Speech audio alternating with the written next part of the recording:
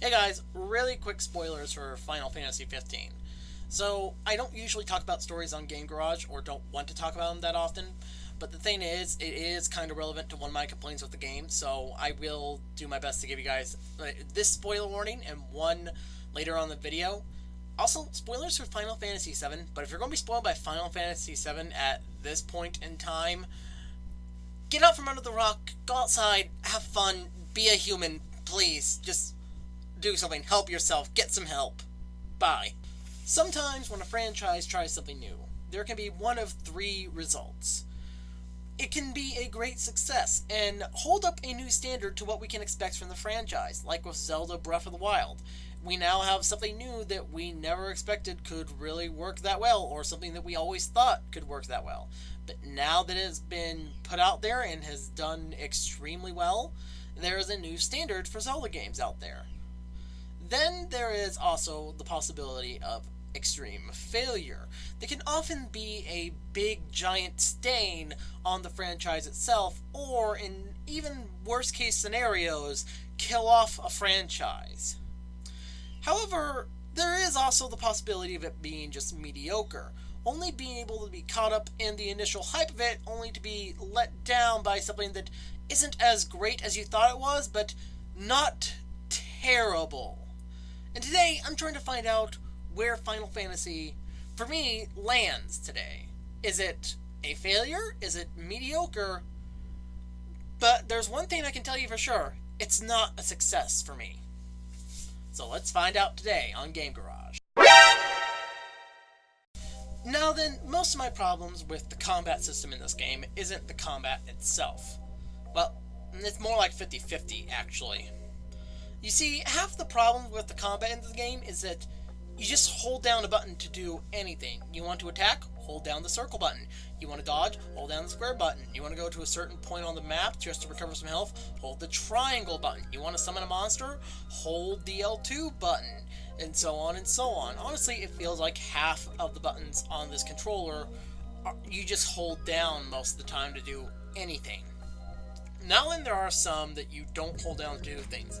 Those are X, triangle, the D-pad buttons, L1, R1, and R2.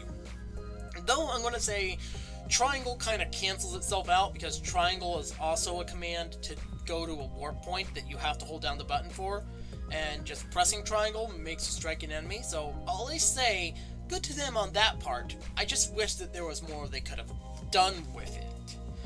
And honestly, I don't know why they didn't just go with Dynasty Warriors combat for this game, because honestly, it feels like it. Seriously, it feels like they tried to play Dynasty Warriors, but they were just like, that takes too much brain power. How about we just make it so that you just hold down a button and do all this stuff? Okay, good. That's the combat for the game. Honestly, playing this game with the combat system, I felt a bit brain dead. Though most of it was me being baffled at why they didn't go with Dynasty Warriors combat. I really don't understand. They could have gone with Dynasty Warriors combat. Could you imagine what this game would be like with Dynasty Warriors combat? I can imagine it right now, and oh boy. Here-ish. I remembered that I had Rush, how stupid of me. But anyway, I don't trust this bus shaking here. Oh.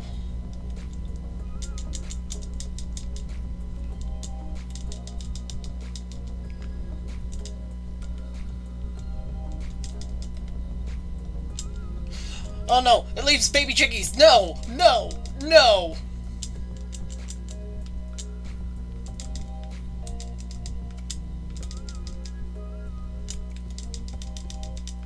Okay, so when its fire goes out, it's weak on all sides.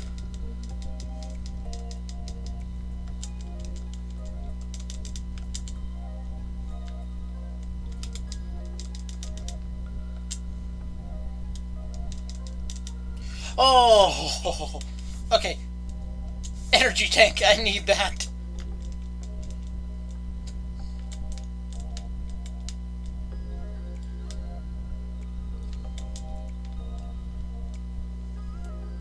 Okay, let's see. Nope. Nope. Nope. Nope. Could you not? Thank you. Alright, and oh no, no, no, no, no, no, no, no, no. No, no, no, no, no, no, no. As I said in my Digimon World 2 video, I don't like overworld encounters that much. If I didn't say it, I made it clear that they were a bit frustrating.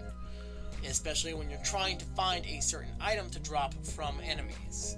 I prefer random encounters for this reason, because at least, you know, if you walk long enough and the spawn rate is high enough, you're going to get something to fight. And not just go throughout a vast open space wondering, what am I doing with my life? The one thing that I do want to say is random in Final Fantasy XV during the day cycle is the Imperials. I like that they are random-ish, and that they'll appear out of the sky, and Prompto will say, "Not Imperials overhead!" And it's just, I like that. It's a neat way to include some randomness into a Final Fantasy XV day. However, I wish they would have done better with the wild animal encounters. I would have liked if, while I was traveling throughout the forest on foot or on Chocobo, that a sudden shadow would just either appear right in front of me or right in my eyesight somehow. And then I would just look around and all of a sudden see that I'm surrounded by a pack of animals and that I have to fight them off. And not just go to specific spots in order to fight these animals. Because sometimes you want some of their pieces to fall off so you can get some items. And once you get those items, you can of course sell them for cash. But the thing is, with it being more of an overworld thing of they only spawn here, here, and here, it can be a bit tedious when you're looking for a bunch of items from a certain animal in order to upgrade a certain weapon. But I do like, though, is how they did the demon encounters at night. They truly do feel random and out of the blue, mainly because I think they are. They don't spawn in a particular spot.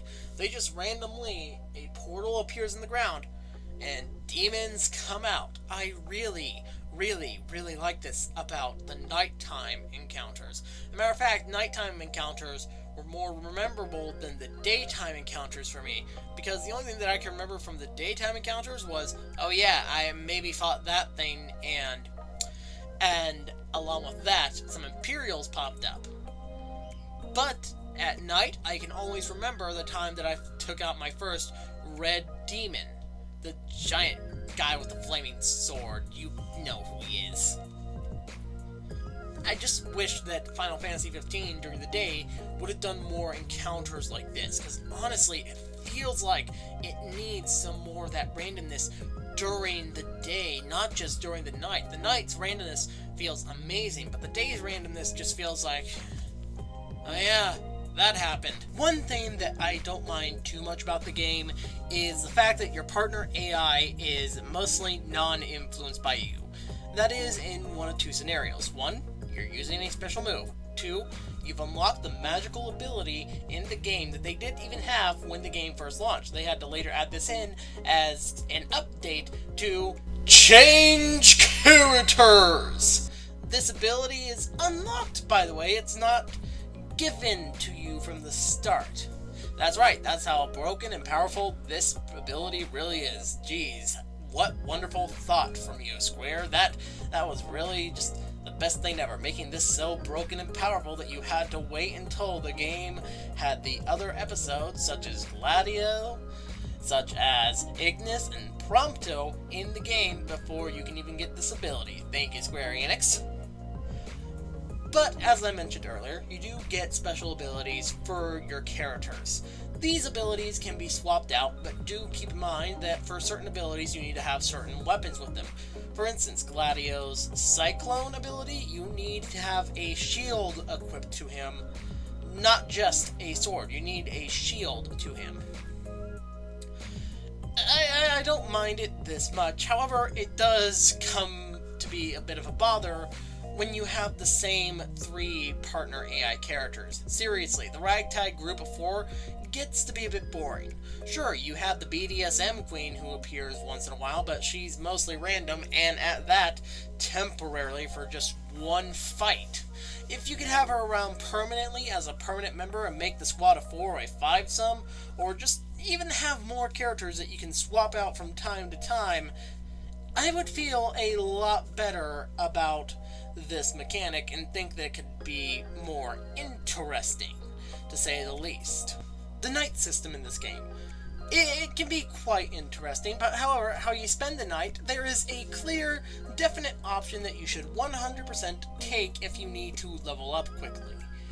Now then, listen to these two options. You have the option to A, go out with your buddies to the nice, just underneath the stars, camping, having fun, having bro moments and stuff, and just all of that fun, but you don't get EXP bonus, instead you get the next day bonus by food items and such. Or you can have the other option, which is go into a hotel, have some fun, play some video games, do whatever you want, and you get an EXP bonus based on what kind of hotelish thing you are sleeping in. Now then, tell me, which one of these would you prefer? Because honestly, one of them is more useful than the other in most cases, unless you're grinding specifically. Because honestly, sometimes the attack and HP bonus don't really mean much when all you do in this game is just hold down the circle button, and the healing in this game is fairly easy to do. If you die, it's usually just because you either ran out of A, healing items, or B, you weren't paying attention to when you were in the crisis state, which, how can you not? Noctis basically has 2 health bars. I mean, come on, guys, this is easy to know when you're in the crisis state. This is the knowing point when you need to heal people. You need to heal. You're your own healer. I'm sorry, there's no healer for this whole entire team. The magic system in this game is quite fun. I actually kind of like the fact that you can mix different elements together in order to basically make a cocktail of magic, so you can burn, freeze, shock, and do something else to either buff yourself or do extra damage based on whatever item you've mixed into that cocktail of magic that you just happen to mix up. Speaking of, the item drop rate in this game is worse than the summoning mechanic, I want to say. I don't know, either or. Honestly, it can go either way with how luck-based they both are, and along with that, not just the item drop rate, but the chance of an item spawning. But anyway, enough from that cold that I just suddenly had. It can feel just like it takes hours and hours and hours and hours of searching around on the ground for this little blue magic speck to appear on the ground, and hopefully it will be the right item that you need, whether it be an item that you need in order to sell for a high amount of price, whether it be a certain item you need in order for EXP grinding, or just a rare item you're trying to find. If you don't think it's that bad, then I got a few things to say to you. Hey, RNGesus, how are you? I'd like to say hello. I won't tell you my personal name, but you should know me by now, and I just want to receive your blessing. Please let me receive your blessing, so I may have your luck bestowed upon me.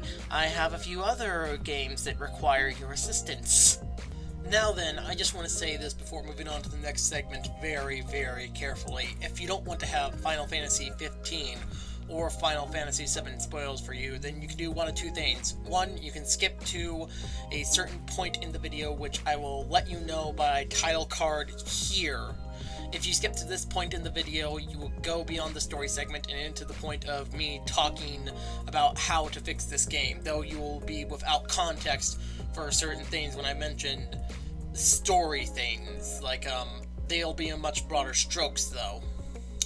Or you can alternatively pause or get out of this video, go play Final Fantasy 15 or Final Fantasy 7. I don't care what you do, what you don't want to have spoiled for you, what you want to have spoiled for you. Go do whatever, finish it, come back, and get to this point in the video again. Thank you, and moving on. If I haven't made it clear, let me be clear about this. I am talking about the base version of Final Fantasy 15. No DLC, no Royal Edition, no yada yada yada, blah blah blah. The only reason why I'm mentioning the character changes is because that's technically not a DLC thing, that is an update. I count the updates as part of the base version that they wanted. If they really wanted the story to be in the game, they would have updated it so that they would have it as sort of side content for either free or a much cheaper price than what you get for the episodes of Gladio, Prompto, and Ignis. That can be honestly one of the biggest flaws for me of this game, is how much it leaves out and how much you have to go out of your way in order to hunt down the content for the rest of the story so you have context. There are movies you have to watch. There is a whole entire 12 episode anime that you have to watch in order to get context into the 15 universe. Honestly, that's a big for me. I hate it when developers leave out a whole bunch of content that could be explained in the game, either by a few extra hours of us just being in the game, exploring the game, and such, instead of having to say, hey, why don't you not play the game and go look at all this stuff, come back and play the game with more context. You can argue that it shouldn't be that big of a deal because some of the stuff, because the anime is free and such, but for the others, you have to at least agree that paying for an extra part of the story is a bit of a slippery ground, to say the least. I don't mind story that comes after the game has ended, that takes place after the game has ended. What I do mind, however, is when pieces of the story that were either meant to be or weren't put into the game because of time reasons or corporate greed are cut out for those reasons alone. I'd say just put the game back into development for even a few more months, maybe just give us a few more months, or even a year. Even a year would have been better than having some of the story just out of the game. But I can understand a little bit on the developers' grief because they were being rushed to get it out by the end of 2016. Let's talk about sudden deaths here for a minute, because there's a certain recipe you need in order to make a sudden death work. 1. To make sure that that character you're going to kill off suddenly spends a decent amount of time with the main cast. You have to make sure that you get across to the viewer that the cast really does care for this person. You can even use flashbacks. However, there's a second part to this, and that is to get the viewer or player to care about the person dying. Sure, you can make someone care about that person in the main cast. However, if you can't make the player care for that person, then there becomes a lot of trouble. For the next step of this, let's compare the death of Ares from Final Fantasy VII and the death of Lady Lunafreya from Final Fantasy XV. The death of Ares was significant for mainly one big reason that helped combine with the two reasons I listed earlier of what makes a good sudden death. By the way, I'm calling her Ares because it's easier to pronounce. But anyway, she's a part of your team. She is most likely a healer if you used her. Ares' ultimate's abilities focused on healing or buffing your team. She even had an ability for her ultimate where she would unlock everyone else's ultimate, and believe me, that was fun to just use one ultimate and all of a sudden, my other two idiots here who just used their ultimates up had their ultimates ready to go again. Oh boy, did that make for some easy bosses to go down. But I digress. When she leaves, it can feel like standing on a leg and a half, as you have to try to regain your balance and find a new team comp that works right for you. However, there are some people who didn't use Ares as a healer at all or didn't even bother to use her, and that I can understand, but she was also still a part of your team. You spend a lot of time with Ares, and she spends a lot of time with the main cast, allowing you to feel the impact when she dies.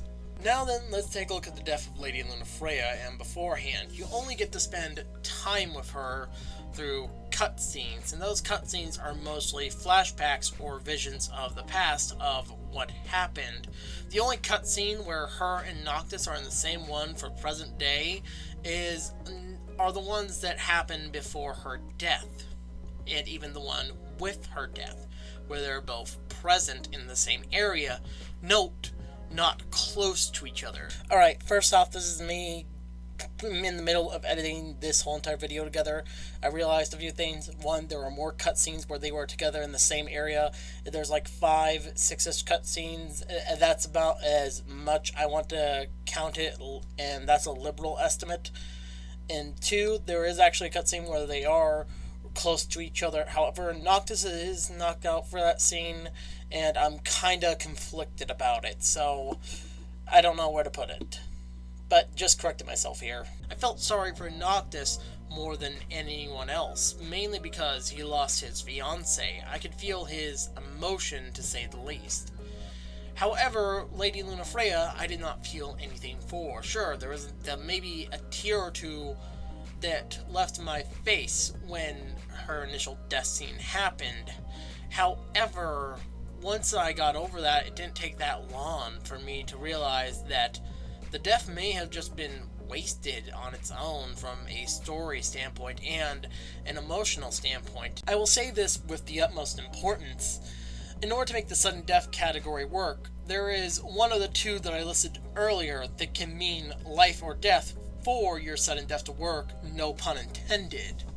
And that is making the player care for the character you're going to kill off. This one is more important than getting the feeling that the cast cares for the character. Because your ultimate goal should be to get the player, or in some cases viewer, reader, whatever, to get them to care about the character. If you can't do that, then you have failed at making a sudden death work. Now then, here comes the part where I suggest things that could have been done to what could have made the game a lot better. For one, as I said earlier, make the combat more Dynasty Warriors-ish. Honestly, it should be Dynasty Warriors combat. It doesn't make me feel brain dead doing combos on certain enemies and having to switch up my tactics mid-fight than it does to just hold a button and watch what happens. Another thing that can be done from a gameplay perspective is to make the item drop rate and summoning not random. What would make the item drop rate extremely good is, instead of using Gladius's skill of survival, making it so that sometimes an item will drop, make his survival skill increase the chance of a rare item dropping from a battle. And make summons not random by making it so if you refill a requirement, then you can use one summon during a battle, or you can save up your summons and choose which one you want to use strategically. Summons should be used strategically, not as a latch-ditch, screw-you effort to everyone else on the field. Another thing that could have been done for this game, more characters and a wider selection of characters you can switch out. Seriously, it does get extremely boring having the same 4 people.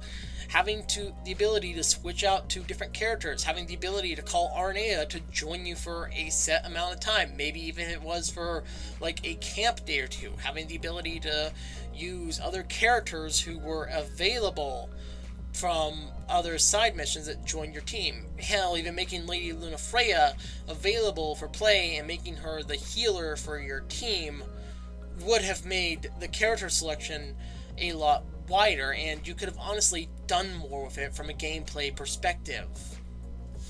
Then there is, on top of that, the magic mechanic. It doesn't need that much fixing. Maybe make it so that you can buy the items that you need in order to do any sort of like grinding or anything. It would feel easier than having to rely on RNGesus all the time. Now then, what could have been done for this game from a story perspective? Well, first off, you can have an hour-long tutorial-ish kind of thing in the beginning.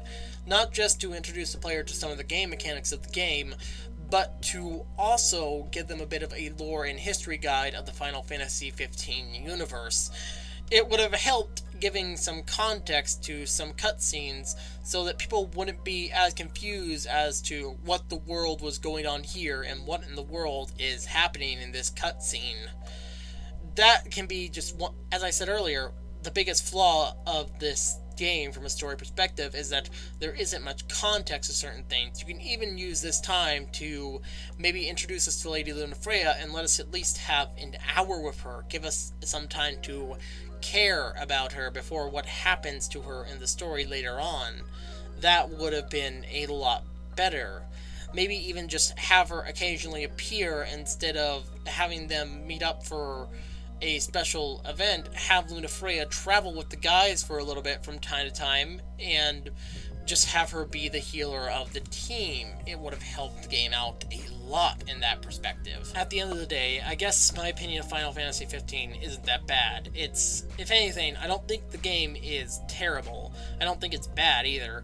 I think it's between the lines of meh and okay.